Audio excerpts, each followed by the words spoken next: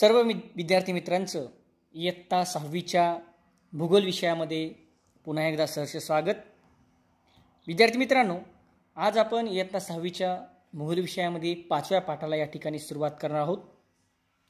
आपल्या पाठाचं नाव आहे तापमान। आज आपण तापमान या पाठाबद्दल सविस्तर माहिती या ठिकाणी जाणून घेणार आहोत। तुम्हाला स्क्रीनमध्ये या ठिकाणी एक आकृती दिसत आहे। हा व्हिडिओ पाहत असताना सर्वांनी पुस्तक देखील आपल्या स्वतःच्या जवळ घ्यायचं आहे। तुम्हाला स्क्रीनमध्ये एक आकृती या ठिकाणी दिसत आहे, आकृती 5.1। या आकृतीमध्ये विजेच्या प्रकाश झोताच्या साहाय्याने लंबरूप व तिरप्या भागावरती जे काही प्रकाश व्यापलेला आहे याचं चित्र या ठिकाणी दाखवलं आहे। तर हा प्रयोग आपण घरी देखील करू शकतो, म्हणजे तुम्हाला प्रकाश कशा पद्धतीने जागा व्यापतो हे तुम्हाला तुमच्या लक्षात येईल आणि त्या प्रकाशावरून तापमान कशा पद्धतीने वाढतं किंवा कमी होतं हे आपल्याला या ठिकाणी लक्षात येईल। तर त्यासाठी आपल्याला काही साहित्य घ्यावं लागेल। त्याच्यामध्ये एक विजेरी म्हणजे एक टॉर्च तुम्हाला घ्यायची आहे आणि ती एका जागेवरती स्थिर स्टँडला लावून ठेवायची आहे आणि या टॉर्चचा किंवा या विजेरीचा पडणारा जो प्रकाश झोत आहे तो प्रकाश झोत किंवा जो काही प्रकाश आहे तो प्रकाश संपूर्ण कागदावरती मावेल अशा पद्धतीचे 2 मोठे कागद घ्यायचे आहेत आणि एका सपाट पृष्ठभागावरती त्या ठिकाणी चिटकायचे आहेत। तुम्ही भिंतीवरती देखील ते कागद चिटकू शकता ज्या पद्धतीनं, किंवा स्टँडला देखील हे कागद चिटकू शकता।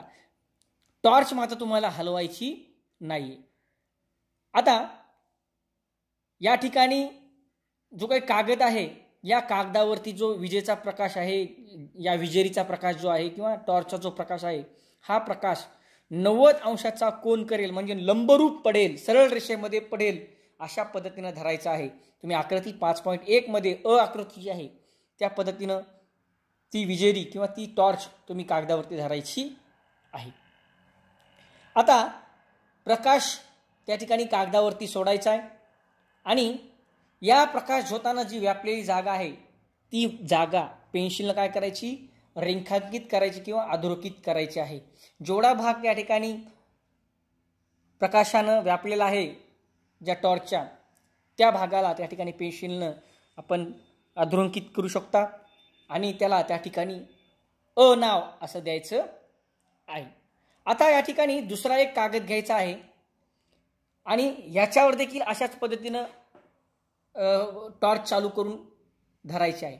परंतु हे करत असताना हा जो कागद आहे हा कागद या ठिकाणी थोडासा तुम्हाला तिरपा ठेवायचा आहे।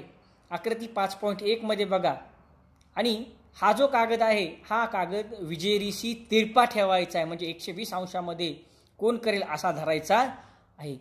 आकृती तुम्ही बघू शकता। आणि आता काय करायचंय की प्रकाश झोताने जी काही व्यापलेली जागा आहे ती देखील तुम्ही पेन्सिलनं अधोरेखित करायची आहे आणि त्याला नाव द्यायचं आहे आणि काही प्रश्नांची उत्तर या ठिकाणी द्यायची आहे। तर आता मला सांगा, आणि अशा पद्धतीने दोन्हीही तुम्ही 2 भाग केलेले आहेत। 2 नावं त्या ठिकाणी 2 कागदांना दिली आहेत आणि दोन्हीवरती वेगवेगळ्या प्रकारचा प्रकाश पडलेला तुम्हाला दिसेल। आता मला सांगा, कोणत्या कागदावरती प्रकाश झोताने जी व्यापलेली जागा आहे ती जास्त आहे? अगदी बरोबर, कागदावरती जी प्रकाश झोताने व्यापलेली जागा आहे ती जास्त आहे। कोणत्या कागदावरती कमी आहे? तर ती या कागदावरती आपल्याला कमी दिसेल। आता जर आपण आणखी कागदाला फिरवलं किंवा कागदाचा जर जागा बदलली तर काय होईल हे या ठिकाणी तुम्ही निरीक्षण करायचे। थोडासा कागद आणखी जर तिरपा केला तर आणखी काय होईल हे तुम्ही पाहायचं आहे। आपण जर तसं केलं तर या ठिकाणी काय होईल, तर प्रकाश जो आहे तो प्रकाशाची जागा आणखी वाढेल। याच पद्धतीनं काय होतं मित्रांनो, तर पृथ्वीवरती येणारे जे काही सूर्यकिरण आहेत ते सूर्यकिरण हे सरळ रेषेमध्ये येत असतात। आता सूर्य आपण कोणाला समजायचे या आकृतीमध्ये, तर जी टॉर्च आहे, जी विजेरी आहे त्याला आपण सूर्य समजू शकतो. आणि पृथ्वीवरती जो काही सूर्यकिरण आहेत हे सूर्यकिरण सरळ रेषेत येतात. मात्र हे सूर्यकिरण सर्वत्र सारखेच पडतात का किंवा सर्वत्र ते लंबरूपच पडतात का? तर अजिबात नाही. तर काही भागामध्ये ते लंबरूप पडतात, तर काही भागामध्ये ते तिरपे या ठिकाणी पडत असतात. हे किरण काही भागामध्ये लंबरूप पडतात, तर काही भागामध्ये ते तिरपे पडतात. आणि यामुळं काय होतं ते आपण या ठिकाणी बघूया. बघा, लंबरूप प्रकाश किरण कमी जागा व्यापतात. आपण बघितलेलं आहे, जे प्रकाश किरण आहेत आकृती अ मध्ये बघा, ते लंबरूप पडले. लंबरूप म्हणजे एका सरळ रेषेमध्ये पडलेले आहेत आणि हे प्रकाश किरण अतिशय कमी जागा व्यापतात. या उलट जे तिरपे सूर्यकिरण आहेत ते जास्त जागा व्यापतात. याचा अर्थ असा आहे की लंबरूप पडणारे जे काही प्रकाश किरण आहेत ते कमी जागा व्यापतात, परंतु त्या ठिकाणचं जे काही तापमान आहे ते कसं असणार?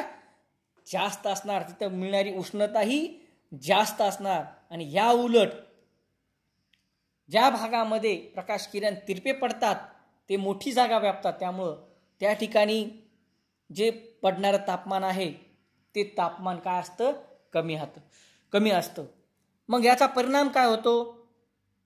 तर कमी जागा व्यापलेल्या भागात प्रखर प्रकाश व जास्त उष्णता मिळते. त्यामुळं तेथील पृष्ठभाग जो आहे तो जास्त तापतो आणि त्यामुळं तेथील हवा देखील जास्त तापते. आकृती अ मध्ये बघा, ज्या ठिकाणी कमी प्रकाश पडला आहे परंतु सूर्यकिरण कसे पडले तर ते सरळ रेषेमध्ये लंबरूप पडलेले आहेत. त्यामुळे त्यांनी कमी जागा व्यापली आहे, परंतु कमी जागा व्यापल्यामुळे त्या ठिकाणी सूर्यप्रकाश जास्त मिळतो, उष्णता जास्त मिळते आणि त्यामुळं त्यातला जो काही पृष्ठभाग आहे तो पृष्ठभाग जास्त तापतो आणि पर्यायानं तिथली हवा देखील जास्त तापते. याच्या अगदी उलट आहे, ज्या भागामध्ये तिरपे प्रकाश किरण पडतात त्या ठिकाणची जास्त जागा ते व्यापत असतात आणि जास्त जागा व्यापलेल्या भागात प्रकाशाची जी काही प्रखरता आहे ती प्रखरता कमी असते. तिथं उष्णता मिळणारी कमी असते आणि कमी उष्णता मिळाल्यामुळं तिथला जो पृष्ठभाग आहे तो देखील कमी तापतो आणि पृष्ठभाग कमी तापल्यामुळं पर्यायाने तिथली हवा देखील कमी तापते. हे आपल्या या ठिकाणी लक्षात येईल. आता तुमच्या पाठीमागं आकृती पान नंबर 24 वरती या ठिकाणी आकृती दिली आहे की पृथ्वीचा आकार व सूर्यकिरणांचे वितरण तुम्हाला या ठिकाणी दिलेलं आहे.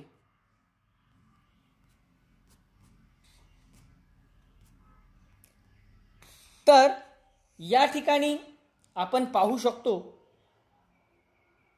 आकृती 5.2 मध्ये तुम्हाला या ठिकाणी दिलेली आहे. तर आकृती 5.2 मध्ये काय सांगितलंय बघा.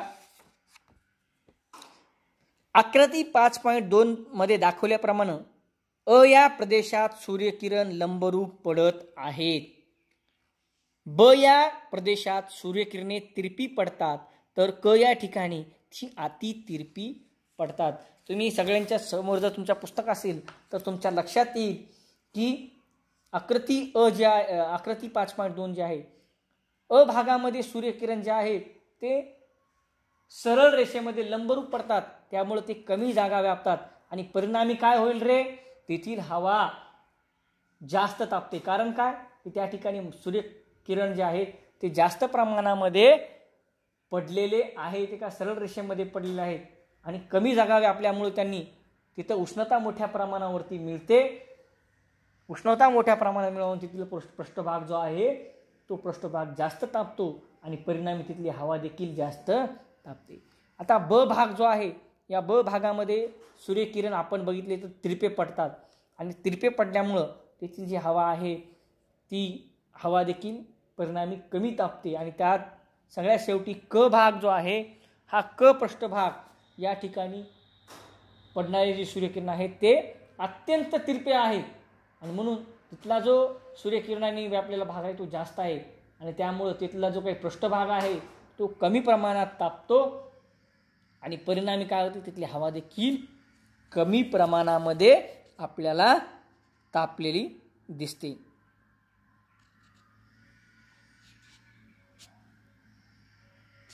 आता मला सांगा, आकृतीत दिलेल्या अक्षरवृत्तांचा विचार करून पृथ्वीवरती कोणत्या वृत्तापाशी तापमान सगळ्यात जास्त असेल? बघा, आकृती पान नंबर 24 वर दिले 5.3. तर तुमच्या लक्षात येईल कोणत्या वृत्ताजवळ तापमान सगळ्यात जास्त असेल. अगदी बरोबर. तर आपण आकृती 5.3 मध्ये दाखवल्या पद्धतीनं उष्णकटिबंध जो आहे त्या उष्णकटिबंधामध्ये विषुववृत्तामध्ये तापमान सगळ्यात जास्त असतं. त्याचं कारण असं आहे की त्या ठिकाणी जे काही सूर्यकिरण पडणार आहेत ते सरळ रेषेमध्ये पडतात, ते कमी जागा व्यापतात आणि कमी जागा व्यापल्यामुळं तिथला जो काही पृष्ठभाग आहे तो जास्त प्रमाणामध्ये तापतो आणि पृष्ठभाग जास्त प्रमाणात तापल्यामुळं तिथली हवा जास्त प्रमाणात गरम होते आणि म्हणून तिथलं तापमान जास्त असणार. आता मला सांगा, मग सगळ्यात कमी तापमान कुठला असणार? अगदी बरोबर, शीतकटिबंध जो आहे, उत्तर ध्रुव आणि दक्षिण ध्रुव या ठिकाणी सूर्यकिरण जे आहेत ते अतिशय तिरप्या रेषेमध्ये पडतात आणि ती जास्त जागा व्यापल्यामुळं तिथला जो काही पृष्ठभाग आहे तो कमी प्रमाणामध्ये, अत्यंत कमी प्रमाणात तापतो आणि त्यामुळं तिथली हवा देखील तापत नाही आणि म्हणून तिथला जो